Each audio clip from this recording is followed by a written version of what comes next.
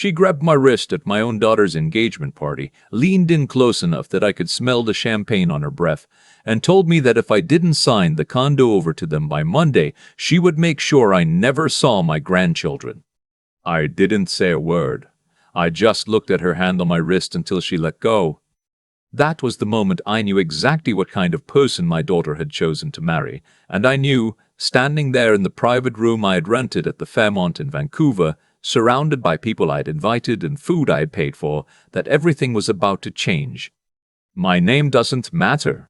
What matters is that I spent 31 years building a commercial property management company in British Columbia, mostly in the Lower Mainland, a few properties up in Kelowna.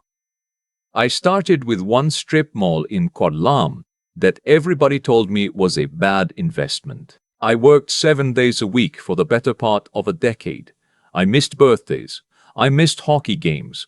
I missed the kind of things a father is supposed to be there for. And I have never forgiven myself for that, not completely. But I built something real, something that lasted. My wife Elaine, she was the one who held everything together at home.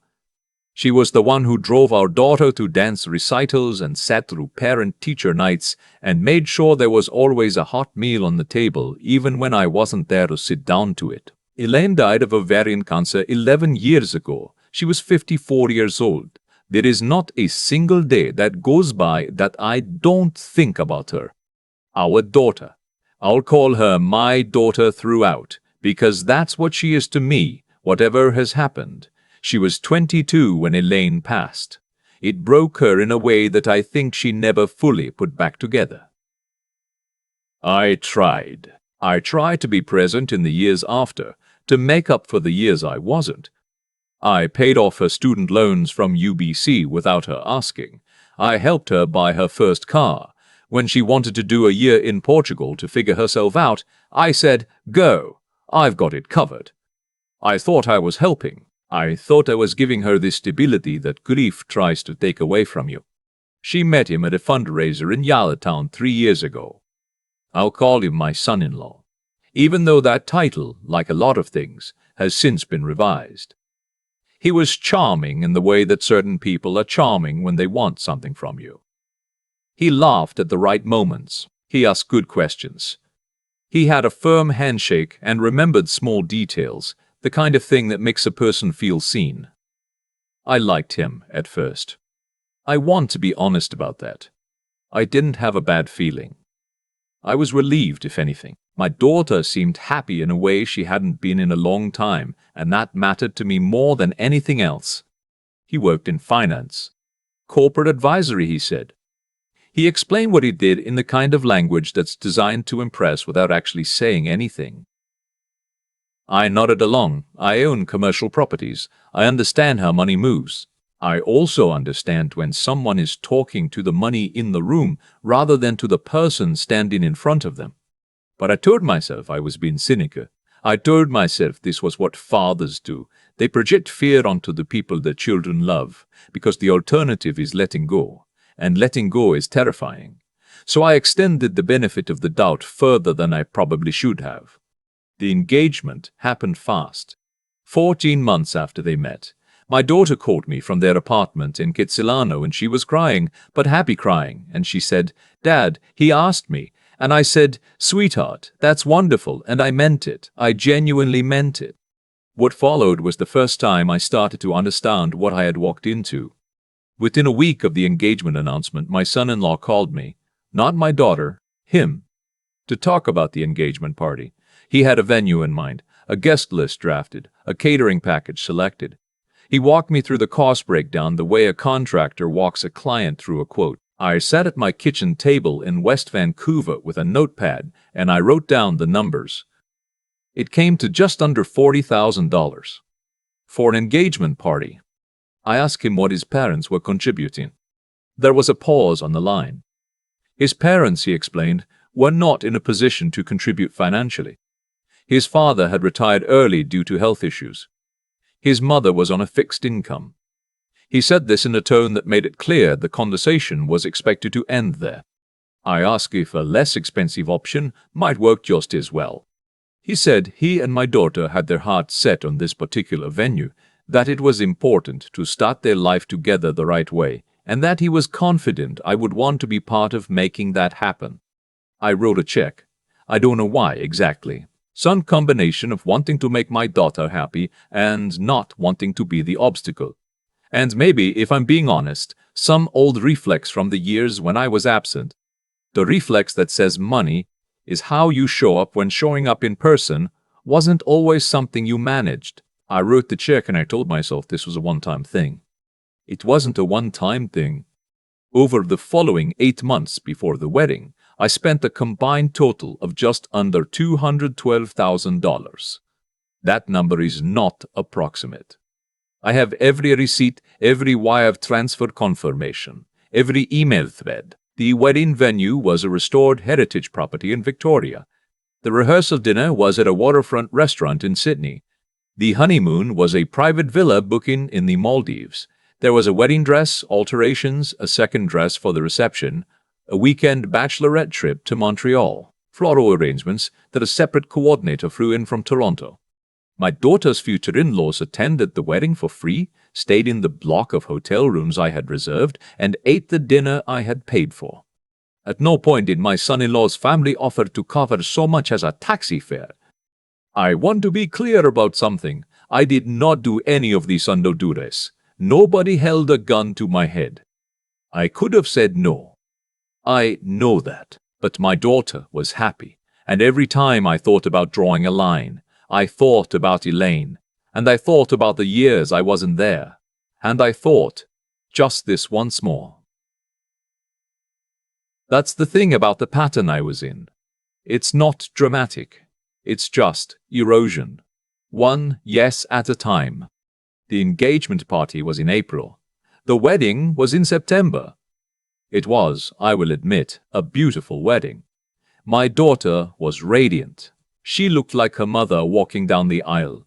And I stood at the front of that room and I thought about Elaine, and I was grateful, in spite of everything, that I got to see that moment. Whatever came after, I am glad I saw that. The trouble started at dinner. They were seated at the head table, and I was at a table with family friends, which I understood. What I didn't understand was being moved at the last minute to make room for his colleagues, a group of 6 who had not been on the original seating chart. I found out when I went to find my place card and discovered it had been relocated to a table near the back. The coordinator, a young woman who looked like she wanted to be anywhere else on earth, told me there had been a last-minute adjustment. She was apologetic. It wasn't her fault. I found my seat. I sat down. I ate my dinner. I am not a man who makes scenes. But after the main course, my son-in-law came to find me.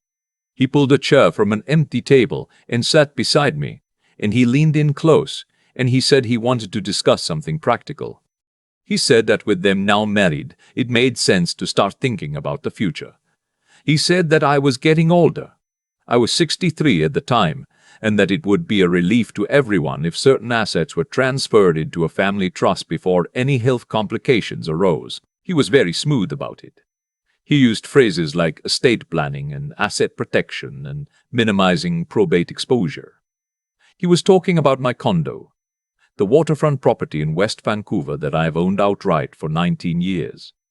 The property where I still live, my home. I told him this was not the time or place for this conversation. He said he understood, but that the timing had actually been something he and my daughter had discussed, and they felt it would be easier to bring it up now, when everyone was together and in good spirits, rather than letting it become a source of tension later. I looked at him.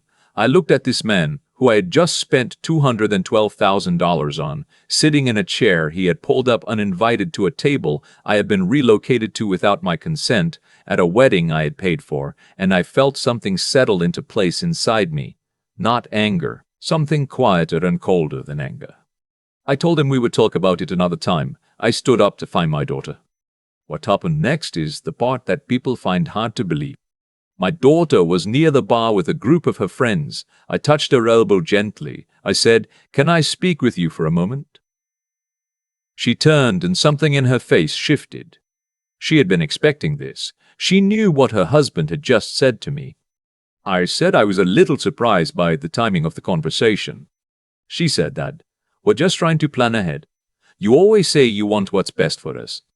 I said, "I do. But this is my home we're talking about." She said, "It's not like you need all that space. We could really use the stability right now. He's between contracts and the Vancouver market is—" I said, "Your husband is between contracts." She said, "It's temporary." I said, "How long?" She didn't answer. Then she said something I was not prepared for. She said, "Dad, you've always made everything about money. You've always used money as a way to control people. You did it to Mum, and you're doing it to us now." I don't know what she saw on my face. I hope it wasn't what I felt. Because what I felt, standing there on my daughter's wedding night in a room full of people, hearing her say those words, I felt like the floor had simply ceased to exist. I said, "I need some air. I'm going to step outside." She said, "Of course. Walk away. That's what you do." I walked outside. I sat in the courtyard of that beautiful heritage property, and I listened to the music coming through the walls, and I looked up at the sky over Victoria, which was clear, and I thought about Elaine. I thought about what she would say right now. I thought about her laugh, and the way she always knew when I was catastrophizing, and the way she would put her hand on my arm and say, "Okay, stop. Breathe. Think." So I breathed, and I thought. I called my accountant. It was a Saturday evening, and he answered on the second ring because that is the kind of professional relationship we have built over 27 years. I told him I needed a full asset review first thing Monday morning. I told him I wanted to understand exactly what I had, what was exposed, and what steps I could take to ensure my estate was structured in a way that reflected my actual wishes. He didn't ask a lot of questions. He said, "I'll have everything ready." I called my lawyer. She also answered. I told her I wanted to revisit my will. Then I went back inside. I danced with my daughter for the father-daughter dance. She was crying, so was I. Whatever was happening, she was still my daughter, and that was still her wedding, and I was not going to take that from her. I flew back to Vancouver on Sunday morning. By Tuesday afternoon, I had a clear picture of my estate. By Thursday, I had met with my lawyer, and we had begun the process of restructuring my will to remove any assumption of inheritance from the condo, from the company, from anything. The new documents made clear that my assets would, upon my passing, be transferred in full to 3 charities: a hospice care organization in North Vancouver, where Elaine spent her final weeks, the UBC Scholarship Fund, and a children's literacy program that Elaine had volunteered with for years before she got sick. There were specific bequests to 2 of my longtime employees who had been with the company since the early years and who had helped me build everything I had. My daughter and her husband were not mentioned. I also reviewed the financial support I had been providing, the monthly e-transfers I had been sending to my daughter, $2,000 a month, which I had started doing the year after Elaine died and never stopped. I directed my bank to discontinue them. The corporate advisory retainer I had been quietly paying to my son-in-law's consulting firm, because yes, I had been doing that too, for nearly a year at my daughter's request, for services that had amounted to 3 PowerPoint decks and a lot of unreturned calls, that was terminated. I also spoke with my property manager and confirmed that my name, and only my name, was on every title document, every account, and every insurance policy. I want to be very precise about what I did and did not do. I did not cut off contact. I did not send an angry email. I did not call anyone names or issue ultimatums. I simply stopped. I restructured what was mine so that it reflected who I actually was and what I actually valued, rather than continuing to fund a version of myself that existed only to absorb requests. 3 weeks after the wedding, my son-in-law sent me a formal letter, on actual letterhead I still have it, requesting that I proceed with transferring the condo into a family trust and outlining the tax advantages of doing so. The letter was addressed to me by my first name and signed with his full name and a credential I had never heard him mention before. I forwarded it to my lawyer with one line, "Please confirm we are protected." She confirmed we were protected. My daughter called me about a month after the wedding. It was a Sunday evening, around 7. She asked if I had received the letter. I said I had. She asked what I was going to do about it. I told her I had discussed it with my legal team and that my estate documents were in order and reflected my current wishes. She was quiet for a long time. Then she said, "Dad, do you realize what you're doing?" I said, "I think I do." She said, "You're punishing me." I said, "I'm making decisions about my own life and my own property. I've been doing that for 31 years. I'm not sure when that became punishing you." She said, "After everything I've been through, after losing Mom, you're going to do this now." I said, "Sweetheart, I love you. I have always loved you. I paid for your education and your car and your year in Portugal and your engagement party and your wedding and your honeymoon. I have sent you $2,000 a month for 11 years. I have done all of that because I love you and because I wanted to help you and because I thought it was what a father was supposed to do. And I'm telling you now that I am going to keep loving you. But I am not going to sign over my home, and I am not going to keep funding a life that doesn't include me except as a source of funds." She hung up. She called back 4 minutes later. I know because I was still sitting in the same chair looking at my phone. She said, "He told me you would do this. He told me you would use money to punish us the first time we asked for anything." I said, "That's the second time tonight you've used the word punish. I want you to think about who taught you that framing." Another silence. I said, "I'm not going anywhere. I'm right here. I'm your father. That doesn't expire. But you need to decide what kind of relationship you want with me. And that decision should be yours, not one that gets made for you by someone who has known you for 3 years." She didn't say anything for a long time. Then she said quietly, "I don't know what to do." I said, "I know, and that's okay. Take some time." I don't know how this ends. That's the honest version of this story. The version where I tell you she came back and saw everything clearly, and we had a tearful reconciliation in my kitchen over Earl Grey and the Pascal folded away neatly. I can't give you that version because I don't have it yet. Maybe I'll have it someday. I hope so. She is my daughter, and I love her.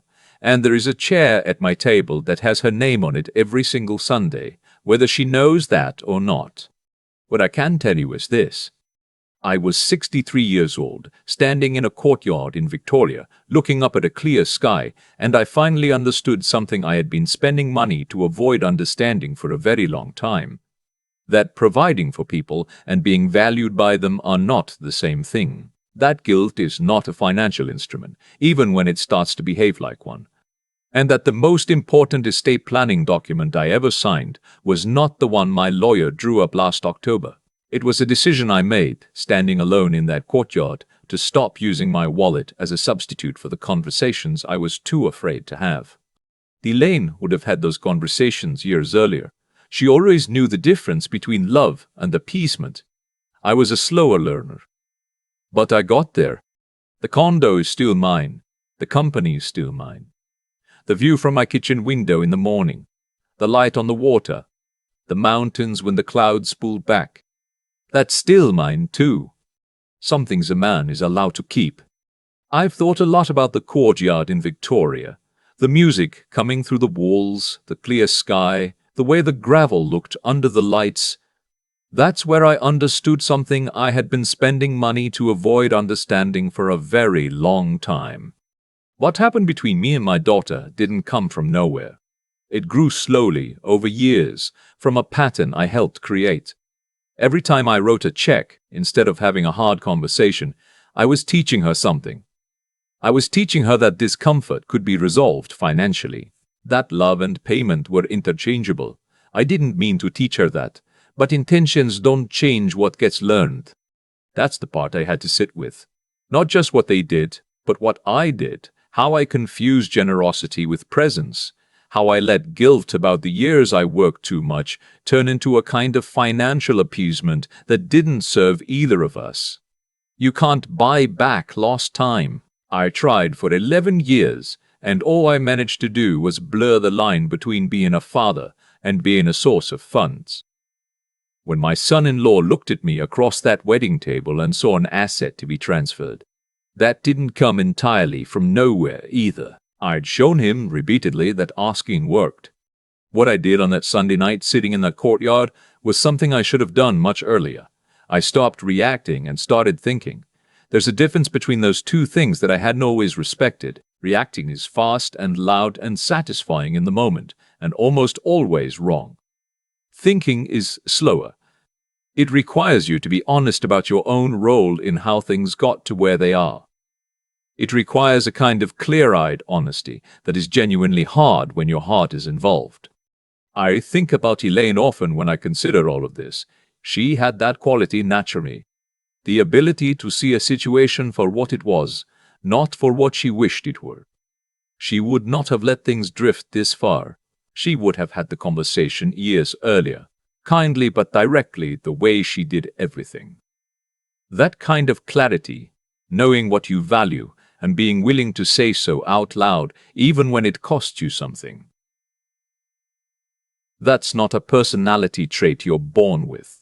It's a discipline. It's something you practice or don't. I didn't practice it enough when she was alive. I leaned on her for it instead. What I know now, and try to hold on to, is this. The decision to restructure my will, to stop the transfers, to protect what I'd built. None of that was punishment. It was the first genuinely honest thing I had done in years. I stopped pretending that the arrangement we had was healthy, and I stopped funding a version of myself that I didn't recognize. That took something. Not courage exactly, but something close to it. The willingness to accept that doing the right thing might cost you the approval of people you love. My daughter is still my daughter. That door stays open. But it stays open on honest terms now, not transactional ones. And if she walks back through it someday, it will be because she wants to, not because I paid for the privilege. That, I think, is the only kind of relationship worth having.